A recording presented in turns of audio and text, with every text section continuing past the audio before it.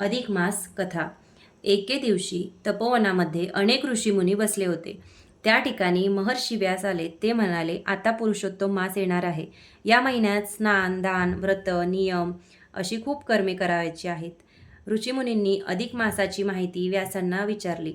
महर्षी व्यास म्हणाले, चंद्र सूर्याच्या गतीमुळे दरवर्षी 10 दिवसांचा फरक पडत असतो. म्हणून दर 3 वर्षांनी 1 महिना अधिक धरून काळमेळ बसविला आहे. तो अधिक महिना म्हणजेच पुरुषोत्तम मास होय. यामुळे महर्षी व्यास म्हणाले, या 13व्या महिन्याची कथा मला नारदांनी सांगितली. नारद पृथ्वीवर फिरत होते. त्यावेळी त्यांना अनेक दुःखी माणसे दिसली. पृथ्वीवरील माणसांचे दुःख कसे दूर करावे याचा विचार करीत नारद वैकुंठाला गेले. भगवान विष्णू ध्यान करीत होते. नारदांनी विष्णूंना विचारले की आपण कशाचे ध्यान करता? भगवान विष्णू म्हणाले, नारद, अधिक मास येणार आहे. त्याचा स्वामी गोपाळ, मुरलीधर, पुरुषोत्तम आहे. त्याचे मी ध्यान चिंतन करत आहे. त्याच्या कृपाप्रसादाने अनेकांची दुःखे कमी होतील. त्या अधिक मासाचे अतिशय महत्त्व आहे. नारद म्हणाले, देवा, मृत्यूलोकातील माणसे दुःखी आहेत. त्यांचे दुःख नाहीसे करणाऱ्या अधिक मासाची कहाणी आपण सांगावी. आपले विचार पृथ्वीवरील लोकांना मी ऐकवीन आणि त्यांचे दुःख कमी होऊ शकतील. श्री विष्णू म्हणाले, चंद्र सूर्याच्या गतीमध्ये फरक पडतो. त्यांच्यात मेळ बसवण्यासाठी दर 3 वर्षांनी 1 महिना अधिक धरावा लागतो.